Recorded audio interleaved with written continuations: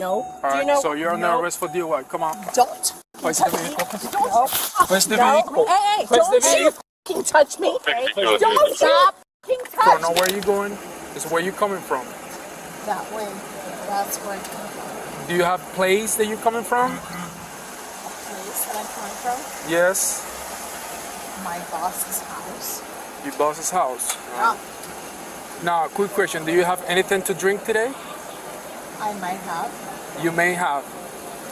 If you possibly had something to drink, what kind of drink do you do today?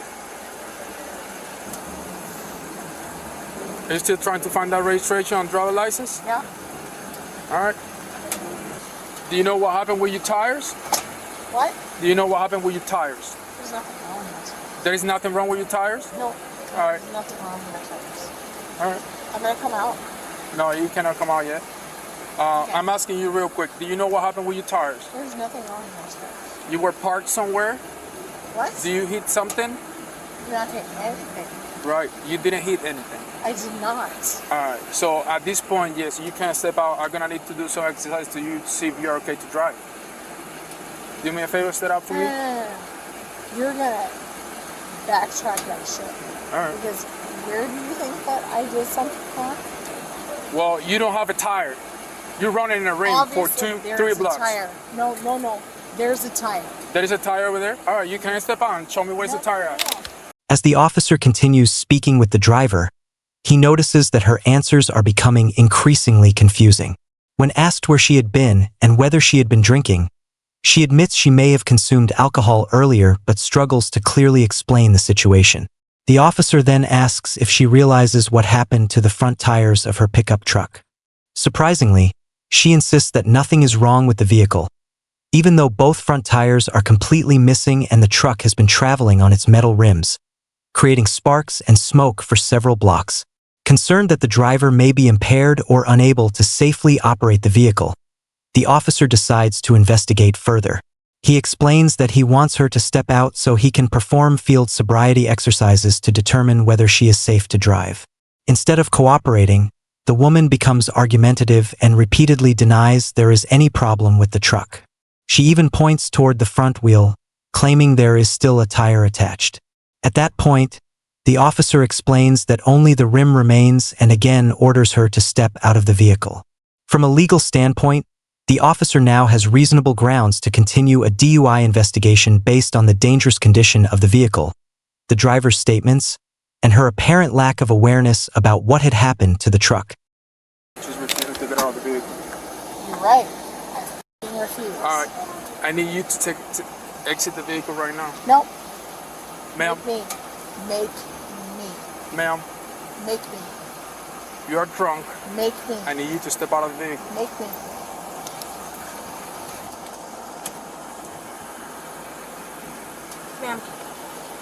Ma'am, do us a favor and just turn off the engine for us. I'll turn off the engine. I appreciate that. But you're a f***ing bullshit. You're a bullshit. Do me a favor, step out for me. What am I being pulled over for? I'm gonna do a test on No, you to see if you're no. okay to drive. No. All right. know- So you're under arrest for DUI. Come on. Don't. Place the vehicle. Don't. Place the No. vehicle. Hey, Place don't the you vehicle. fucking touch me. Don't stop fucking touch me. Don't you fucking touch me. No. Don't Stop resisting. 35 dispatch. 10-3. Don't you Place the vehicle. 10-3 on 1, 10-3 on 1, 6035, 150 North Lemon Avenue. Stop resisting. Oh, I will resist because you are full of fucking shit. 30 seconds. You. Clear, 10-3. You asshole, and I will get my Dispatch lawyer. wing is 10-3 clear on 1, 10-3 clear out on 1. Let go of my fucking hair. Let go of my fucking Stop hair. resisting. I'm trying to. Don't hurt you with the No. cuffs. All right. Gonna double lock him. As the officer repeatedly orders the woman to step out of the truck, she refuses and challenges him to physically remove her instead. The officer calmly explains that he is investigating whether she is safe to drive and asks her to turn off the engine. Although she eventually shuts the vehicle off, she continues arguing and becomes increasingly confrontational. When officers attempt to escort her out of the truck, she actively resists by pulling away, refusing to follow commands, and struggling with them. The situation quickly escalates into a physical arrest as officers work together to safely gain control of her. Throughout the struggle, the woman continues yelling that the officers have no right to detain her and insists she has done nothing wrong. Despite her objections, officers continue giving repeated commands to stop resisting while trying to avoid unnecessary force. From a legal standpoint, once a suspect physically resists a lawful detention or arrest, officers are generally authorized to use reasonable force to gain control of the situation. At this stage, the investigation is no longer focused only on the suspected impaired driving but also on the woman's actions during the arrest, which could lead to additional criminal charges beyond the original traffic-related offenses. Stop screaming! No! Let me go! Let me go! Stop! Because you have no right, you 6230. 6036. and you Can we have another unit you over have here? no reason to Respond. hold me. No problem. Right now. You Dispatch, you can have no reason to hold me. 10-4-6-2-3-6, I am 1034. Stop! We're Stop! No! Stop! Go ahead! Do it! Stop! Do it, bitch! Stop! Bitch! Do it! And I will own you. I will own both of you. I will own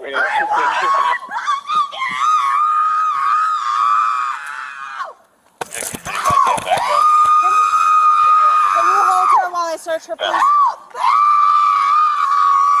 Stop screaming!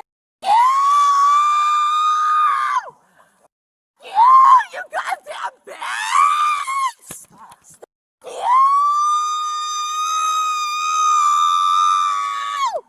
Go ahead. You both bitches. Help me!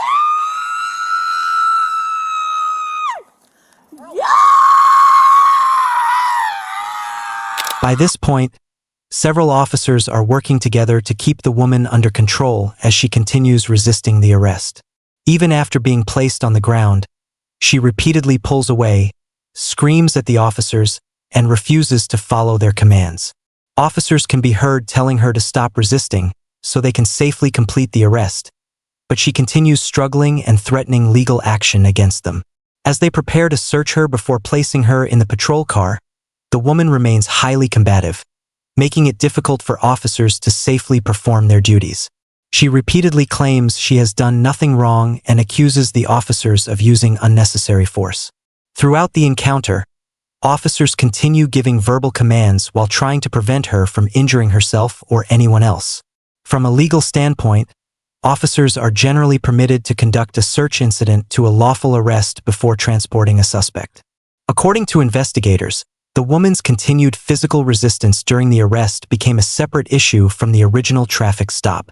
Actions such as resisting officers, kicking, scratching, or attempting to bite an officer can each result in additional criminal charges, regardless of the reason for the initial stop.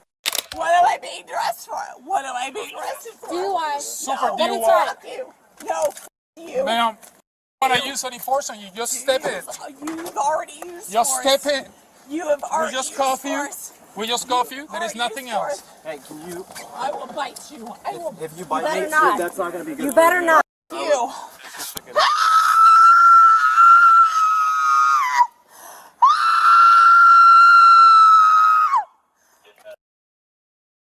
Women, check 1024.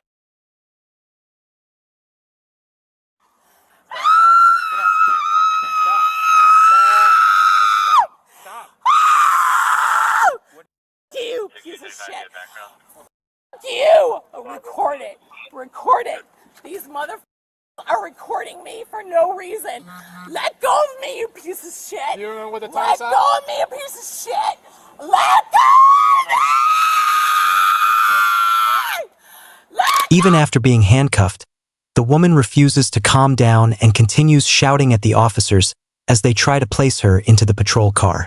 She repeatedly claims she has done nothing wrong and accuses the officers of using excessive force during the arrest. Officers continue giving clear verbal instructions, asking her to step into the vehicle on her own, but she refuses to cooperate and warns that she will bite anyone who comes closer.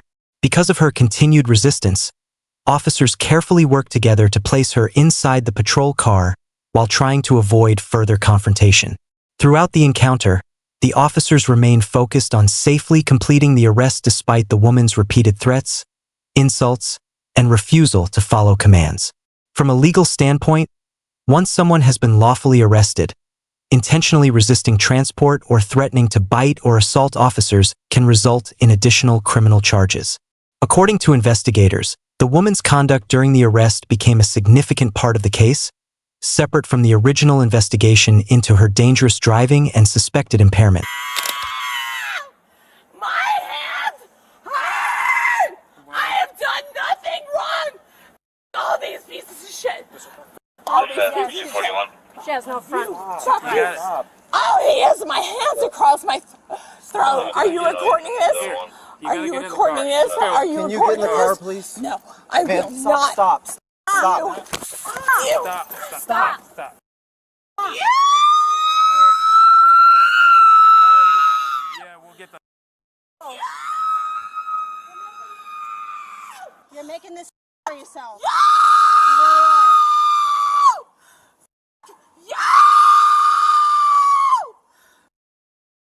I will tell all of my fucking friends that you are a piece of shit.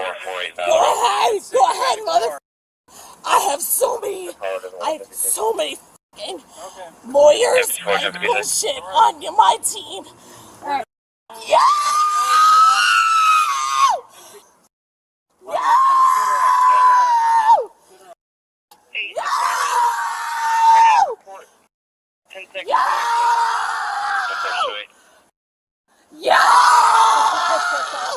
You're a piece of shit!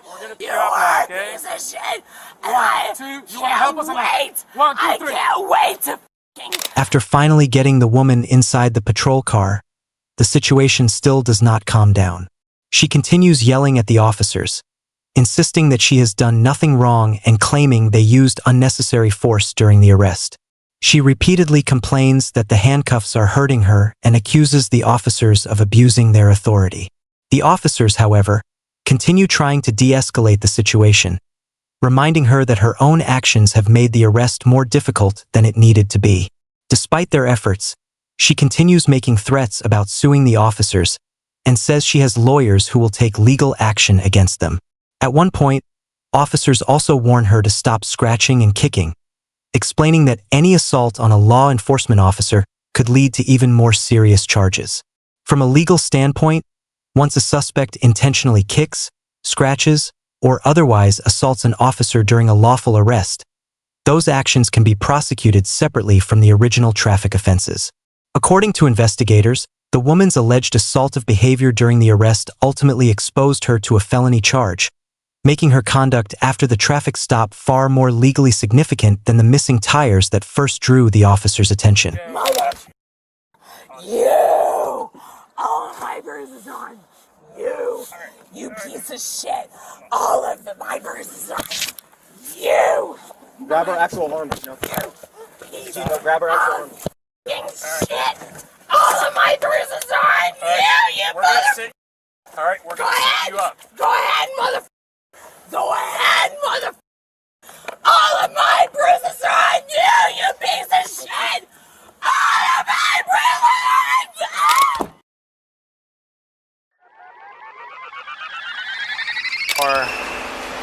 And the car was running with the front door, the driver's seat unlocked. Yes, sir. So essentially at any moment, anybody could have got in the car and drove off with a brand new car and a child. They could have. Or for all we knew, maybe they just wanted the car and not even realize that she's in the back seat. Yeah. That's happened before. I'm sorry, sweetheart, I can't. So what happened? So what'd you see? So the car is very loud, so I took notice of the car. I went in, I did my shopping, I came back out, and when I was coming this way, I noticed there was movement in the car, and I was looking, and I'm like, there's a baby in the car. How much time had passed between... I had gone in, done some shopping. My alarm went off at 4? I don't know, something like that. I was in there at least 15 minutes. She read a book, came back out, noticed the baby in the car, and then I tried to look in the car enough to see if there was anybody else in the car, and then I got the people from Publix over here. They went in and got their manager, and then their manager. So I mean, it's been a while. How long do you think?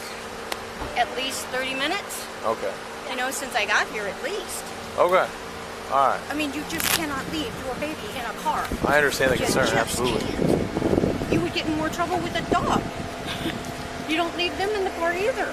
How's your day been, sweetheart? Good. I went going to all right? school. Is school good? Nice. Yeah, Mondays aren't very fun. The worst thing is when she came out, she was all happy and excited and like. Really quick, so how long do you think you were shopping for?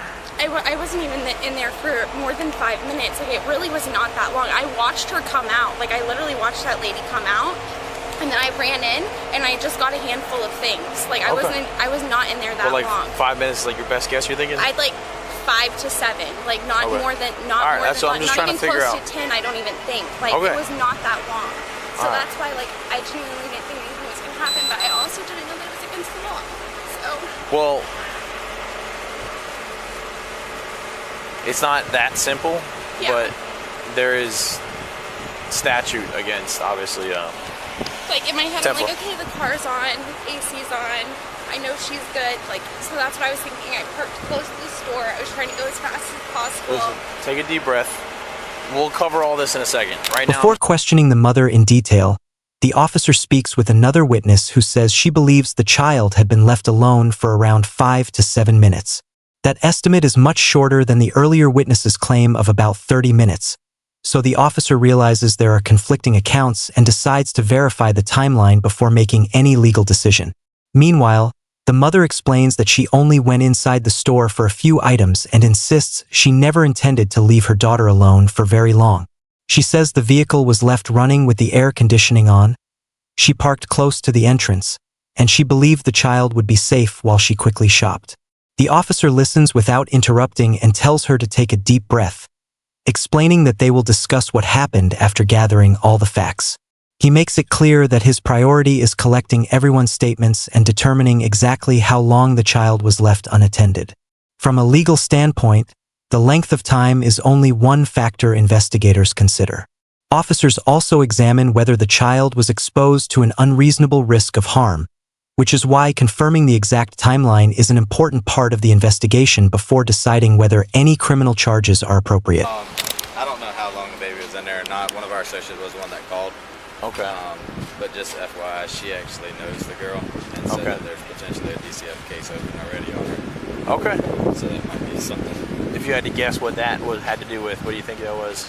All I know is that it's most likely like her baby daddy's family is like coming out to get them, so she can't like post anything that has to do with the baby because you know they're saying so we have cameras, so maybe we can give you a timeline of how long that would be helpful. Yeah, because I was given 2 very different times. Yeah, my assistant's in there right now. I'll go get with him and I'll get an exact time. Yeah, roughly what time she went in, what time she came out. Yeah, absolutely. That would be very helpful. They were arguing, so I guess the associate called the lady that witnessed it, said, "Can you please call 911 right now?" She left the baby in the car, so. All right. Okay. All right. All right, yeah. Timeline real quick. Thank you, guys. I really appreciate it. Oh, absolutely. Good news, Art. Not many of them do. As officers continue investigating, they speak with Publix employees to establish an accurate timeline. One employee mentions that another associate recognized the mother and believed there might already be an open child welfare case involving her, although the officer treats that information only as something to verify and not as evidence of wrongdoing. More importantly, store employees offer to review the security camera footage to determine exactly how long the child was left alone. Since witnesses have given very different estimates, the surveillance video becomes the most reliable source of information. A short time later, the footage confirms that the mother entered the store at approximately 4:17 p.m. and returned at about 4:26 p.m., meaning the child had been left unattended for around 9 minutes. With that timeline confirmed, the officer explains that because the incident could involve a criminal offense, he must first advise the mother of her constitutional rights before asking detailed questions. From a legal standpoint, This is standard procedure whenever investigators believe a person's statements could be used in a criminal case. Reading the Miranda warning does not automatically mean someone is guilty or will be arrested. It simply protects the person's legal rights before questioning continues. All right, so I understand when I got here, you said you just ran inside really quick. You were doing some shopping. Walk me through it. You came here. I don't know. What did you come for? What was going on? Would you mind walking me through it? I picked her up from daycare, and I just needed to pick up some pasta and another option for dinner. My fiance wanted some pasta, so I picked up some pasta, and then I was getting something for dinner as well. Okay. He does construction, so he just wanted something to fill up his stomach. So I was just getting pasta really quick, and then I was getting something for dinner. So I just ran in there, and I was figuring out what I was going to get for dinner after I got the pasta, and I figured it out really quick, and then I was waiting at checkout for just a little bit for a line, like just waiting to see what would clear up, and then I went to the checkout line. Okay, how much time do you think the whole thing took? At most maybe 10 minutes, and that's like really, like I wouldn't say anything more than that. And it's like, I was thinking less than 10, but it's like, I'm saying maybe 10, just like with waiting for a spot and stuff. What would you guess would be a reasonable amount of time if you had to leave your kid alone in the parking lot like that? What do you think would be a right amount of time? I try and I would want it to be at least not less than 10, 5 at most, you know? Like nothing, really quick in and out. You understand the vulnerability of... I understand the car's locked. I can tell you right now, if that car was locked and I want to get inside, I'd be inside that car in less than 10 seconds. And that's why I know, yeah. I mean, if anybody wanted to take her, of course, yeah, they would have, with it being locked, they would have found a way, 100%. But it was locked and the air conditioner was on, so I did try and make sure it was as safe as possible. All right. But you understand why someone driving by would be concerned? 100%. Okay. I 100%. That's why whenever she was talking... After agreeing to answer questions, the mother explains exactly what happened that afternoon. She tells the officer she had just picked her daughter up from daycare and stopped at the grocery store to buy pasta and a few ingredients for dinner. According to her, she planned to be inside for only a few minutes, but finding everything she needed and waiting in the checkout line took longer than expected. She estimates that she was gone for no more than 10 minutes. The officer then shifts the conversation away from the timeline and focuses on the risk involved. He asks what she believes would have been a reasonable amount of time to leave a young child alone in a parked vehicle. The mother admits that, looking back, it should have been only a very brief trip and says she now understands why people were concerned. The officer explains that even if the car was locked and the air conditioning was running, those precautions could not fully protect the child.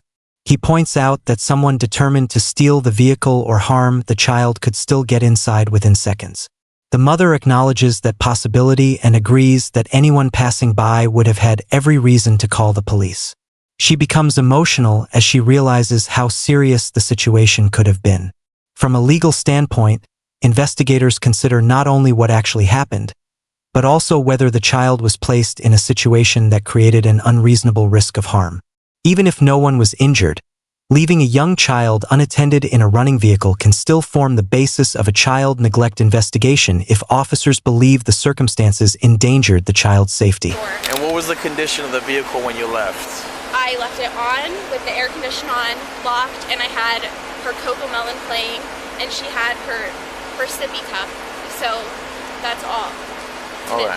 And it was on, parked right here. So the key was turned in the ignition and you had your own backup key? I don't have a backup key. So how were you to unlock it? This door doesn't lock. My front door actually doesn't lock. This one. So is it broken? It's a little messed up. Yes. So there's not an option to lock the front door? Not this one, but the rest of them do. Alright. So me painting this whole picture together, just to be clear, she was in a car and the car was running with the front door, the driver's seat unlocked. Yes, sir. So essentially, at any moment, anybody could have got in the car and drove off with a brand new car and a child. They could have. Or for all we knew, maybe they just wanted the car and not even realize that she's in the back seat. Yeah. That's happened before. All right. Well, we gotta contact them. For now, I need you to put your things down. Okay. I need you to put your bag and your drink on the car, okay? Okay. Including your bag here. I need you to put your hands behind your back. Okay, You're gonna be my coming with me. phone's gonna die. We'll figure that out. We'll figure that out.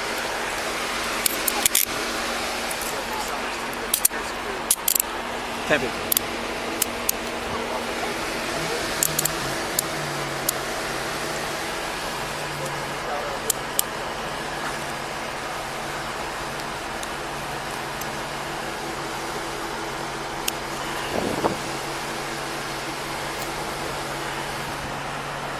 All right, do you have anything on you besides your phone? Is there anything sharp on you? No, sir. Only my phone's on me. Oh, well, my earrings, of course, but that's it. Okay. All right, who can take care of her if you come with us? My fiance can come home from, my fiance will have to come from work. Like, I don't have anybody except for him. All right, I need you to come back this way, okay? Would you mind just sitting with her? After deciding that criminal charges are appropriate, the officer places the mother under arrest and begins securing the situation. He asks her to put her belongings down and place her hands behind her back, explaining that they will work through everything step by step. Although she is clearly emotional and worried, she remains cooperative as officers handcuff her. Her biggest concern immediately becomes her young daughter, and she explains that her fiancé is the only person available to care for the child. The officers reassure her that the child's safety is now their top priority and ask a witness to stay with the little girl while they make arrangements. The mother is then escorted to the patrol vehicle, where officers continue speaking calmly and professionally to ensure both she and her daughter are cared for. From a legal standpoint, once officers have probable cause to believe a crime has been committed, they are authorized to make an arrest. However, when a child is involved, officers also have a responsibility to arrange for the child's immediate safety by locating a responsible guardian before leaving the scene. Hi, this is Deputy Summers of Flagler County Sheriff's Office. Hi there, I believe I'm here with your fiance. I'm sorry, sir, can I get your name? This is Deputy Summers of Flagler County Sheriff's Office. I'm calling in reference to somebody we arrested moments ago. She has a child with her. And this is the number I was given to contact about who may be able to pick up the child.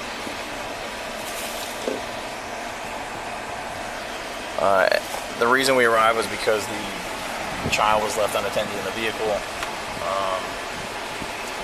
After reviewing the footage for the store, it was determined that she was going to be charged with child neglect. It is. We're here with the car and we're here with the little one. I'm sorry? No, we're at Publix. It's going to be by Belterre and Palm Coast Parkway.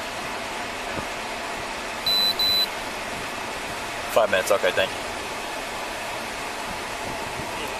Alright, what'd you ask? She's doing fine, yeah. Yeah, she was crying for a second, but she's happy. Your fiance? I just spoke to him. As the investigation comes to an end, the deputy contacts the woman's fiancé to explain what has happened. He informs him that the child's mother has been arrested and asks him to come to the Publix parking lot to take custody of the little girl. The officer explains that, after reviewing the store's surveillance footage, investigators determined that the child had been left alone in the running vehicle for approximately 9 minutes. While waiting, the officers continue caring for the child, making sure she is comfortable and safe until her father arrives. A few minutes later, the fiancé reaches the scene, and the child is safely released into his care before officers transport the mother to jail. From a legal standpoint, this case was never about whether the child was injured. Child neglect laws in many states focus on whether a parent places a child in a situation that creates an unreasonable risk of harm. In this case, investigators considered several important factors: the child's young age, the fact that she was left alone in a running vehicle, the driver's door was reportedly unlocked, and someone could have stolen the vehicle or entered it within seconds. Although the mother believed that leaving the air conditioning on and parking close to the store made the situation safe, investigators concluded that those precautions did not remove the potential danger. The surveillance footage also played a major role in the investigation. While witnesses estimated the child had been alone anywhere from 5 to 30 minutes, the security video established a much more reliable timeline of approximately 9 minutes. That objective evidence helped officers make their charging decision based on verified facts rather than conflicting witness estimates. In the end, the mother was charged with child neglect, but the case did not end with a jail sentence. According to the case outcome, she entered a pre-trial intervention program and was required to complete a Department of Children and Families case plan, along with a court-approved parenting program. This incident serves as a reminder that even a short decision can have serious legal consequences when a child's safety is involved. The lesson from this case is simple. No matter how quick the errand may seem, leaving a young child unattended in a vehicle can create risks that change lives in just a matter of minutes.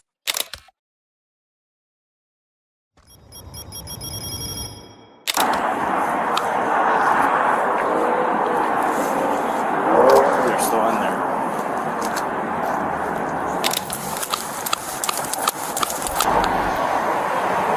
Do you have a ride that's in 7-Eleven?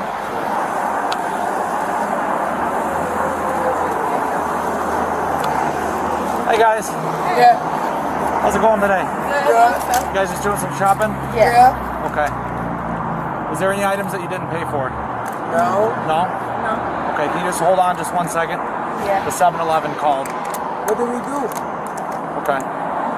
You guys have anything you didn't pay for? No. Okay, let's go back inside. Come on, right back here. What did we do? How you doing? Hey, I'm Officer Anderson. I just paid for my stuff. Yeah, we got a complaint. We got to go talk to him. Let's about go some inside stuff, and we'll okay? work this out, okay? Bro, this is weird, bro. I got an Uber right here waiting. I know. Let's go. We'll get this sorted out.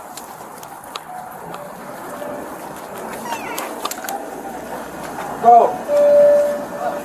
Just wait right here. Where are the items? This one didn't pay and you can In the check bag? in the bag. Can we see in the bag, please?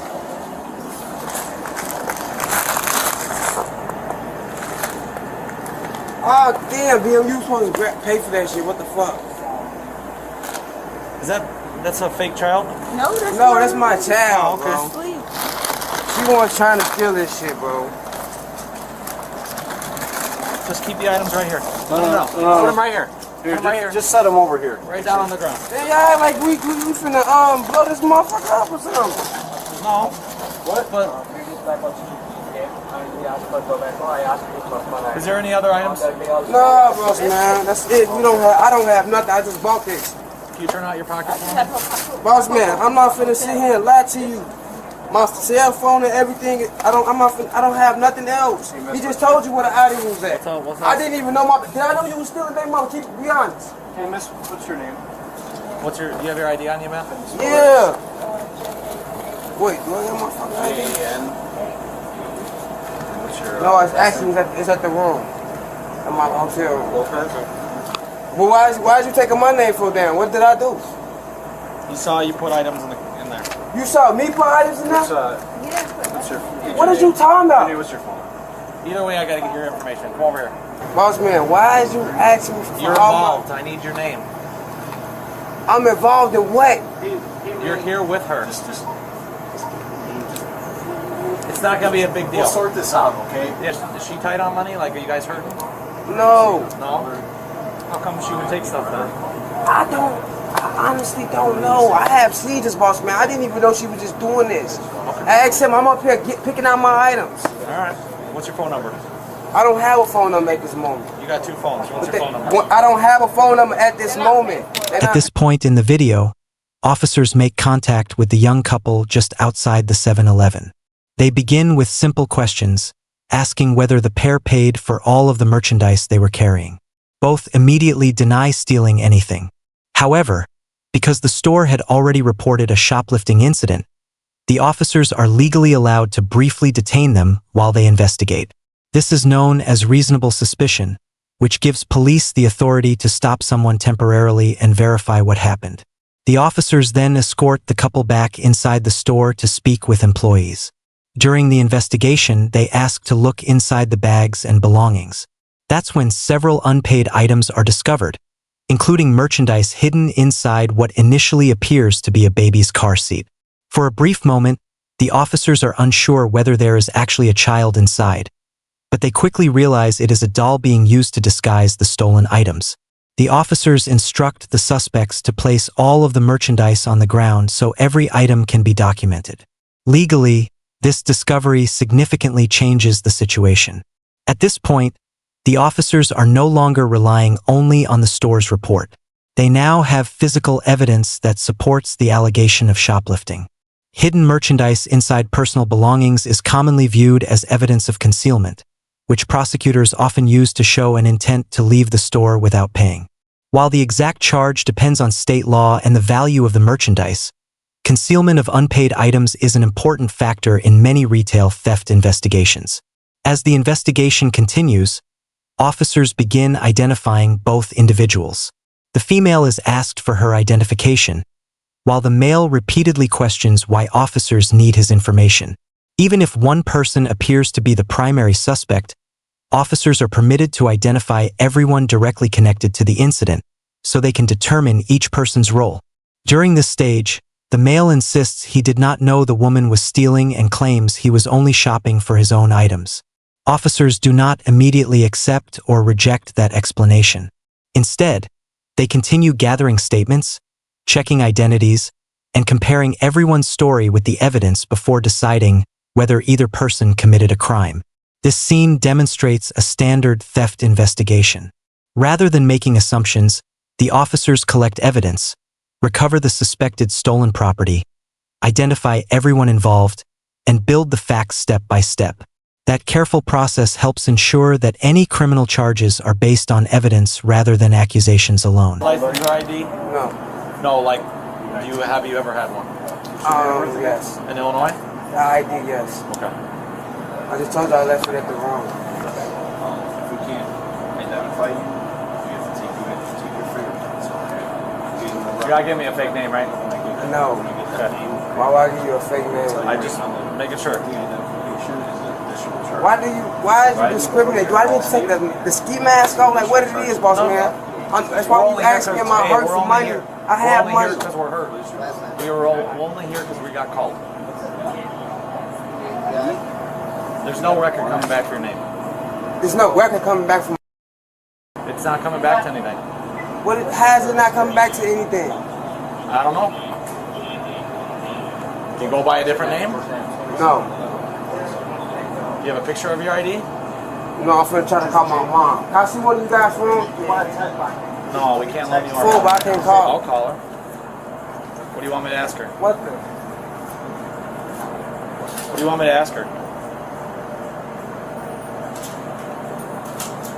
I gotta be able to verify who you are. You're not free to leave. Ask her. Is my name on?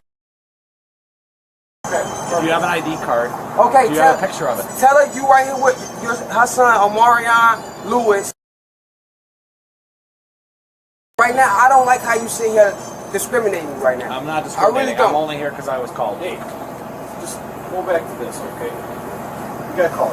Yeah, I get that, but he totally discriminating. We're here I'm sitting here being polite. I just walked out to him standing next to my Uber, trying to, like, what the hell? We're not being we do have both you guys in handcuffs right now. Easily. Okay? We're trying to work through this. He needs to be able to confirm who you are. I just asked, can I call my mom? I actually have seen. I'm not lying to you, sir. I literally just recently got out of the hospital. Okay, can I I'm see not that? lying to you. If I go grab my phone and we call somebody, can they send a photo of your ID to confirm who you are? Use your name on the Okay, Don Tell. Nice to meet you, Don Tell. 3 over 21. Let's try this again with a different name. Why didn't you give me that name the first time? Boss man, I literally just got out of the hospital. I'm not in my right state of mind. I'm not lying to you. Well, you could have looked at your wrist. I just thought about this right now when I just told you. Just I can tell you, I just got out of the hospital. What's your middle name? Why is you being so tough? Can I talk to somebody else? Because he's being so, like, bro. No middle that we know of right now. How old is he? 4 months. Are you your father? What does he want to do? He said he wants to sign complaints. Alright. How much is the value here? He might have put it out. Was you gonna make me pay for that? What's that? You gonna make me pay for that? It's too late for that. What are you talking about? 10-9 on that. The officers shift their attention from the shoplifting investigation to confirming the man's identity. Since he had already provided conflicting information, the officers explain that they cannot simply take his word for it. Instead of immediately arresting him, they actually give him another opportunity to verify who he is by asking for his mother's phone number so they can contact her directly. The man continues insisting that he is being treated unfairly and repeatedly claims the officers are discriminating against him. However, the officers calmly explain that the reason for the questioning has nothing to do with who he is. It is because he gave inconsistent information about his identity. They remind him that they were called to the store because of a reported theft, and everyone involved has to be properly identified before the investigation can continue. A few moments later, the conversation changes when the man suddenly provides a completely different first name. This immediately raises more suspicion because it confirms that the earlier information he gave was not accurate. He explains that he had recently been released from the hospital and says he is confused, but the officers continue asking simple questions to determine his true identity. Throughout the exchange, they remain patient, giving him multiple chances to tell the truth instead of rushing to make an arrest. As the scene comes to an end, officers continue gathering facts while store employees decide whether they want to pursue criminal charges for the shoplifting incident. At this stage, investigators are still separating the theft investigation from the identity issue, making sure they have accurate information before deciding what enforcement action is legally appropriate. No, he did not. Did you watch this with your own eyes or on camera? Camera. Because that side you can't see from here. So I'm like observing in camera. We just dropped that. Okay. It's gonna do a citation. Okay. She's got 99, so they're confirmed. Oh, so you got the so. well, never mind that. We'll just do it all at the station then. Yeah. And he didn't conceal anything, so. Okay. Not tonight. 32, 30. This is it? Actually, if we avoid the items, it will show that just these items. These are the prices. What are these? Oh, it just avoids it.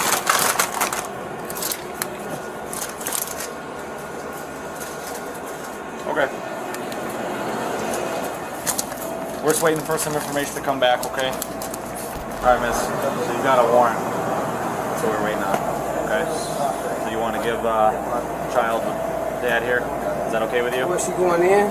Yeah. $575. 570. Yeah, it's about down. For her to get out? 575. Do you have some money that you can give her or anything? Not Your card? Not right now. Are you able to bond her out tonight or no? Yeah. Yeah. Alright, let's go outside. We don't have to do this in here.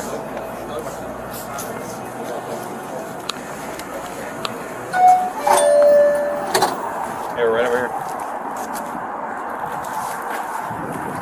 Just put your hands behind your back for me.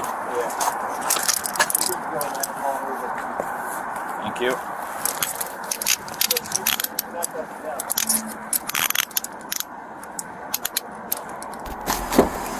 Just watch your head. You're on audio and video recording, okay?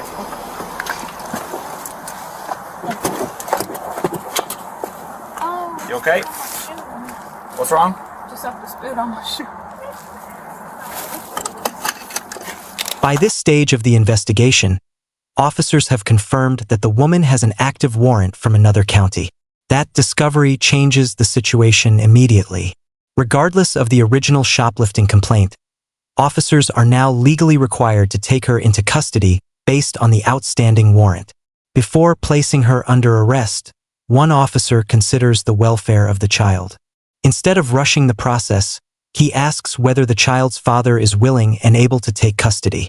This shows that the officers are thinking beyond the criminal investigation and making sure the child has a safe caregiver before the mother is transported to jail. The officer also asks the father whether he has enough money to help post bond for her, but he explains that he cannot afford to do so. With no immediate way to resolve the warrant, the officers proceed with the arrest. They escort the woman outside, ask her to place her hands behind her back, and carefully guide her into custody while reminding her that the interaction is being recorded on both audio and video. As they prepare to place her in the patrol vehicle, the officers continue acting professionally. When she mentions that her boot is uncomfortable, they briefly stop to make sure she is okay before continuing. This small moment highlights that officers still have a responsibility to ensure the safety and well-being of a person in custody. The video then explains the final outcome of the case. The woman faces charges related to shoplifting, obstructing an officer, and the outstanding warrant. Meanwhile, the boyfriend is cited for providing false identifying information but is not arrested, largely because officers need someone responsible to remain with the child. The encounter ends with law enforcement balancing criminal enforcement with the practical responsibility of protecting the welfare of the family's child.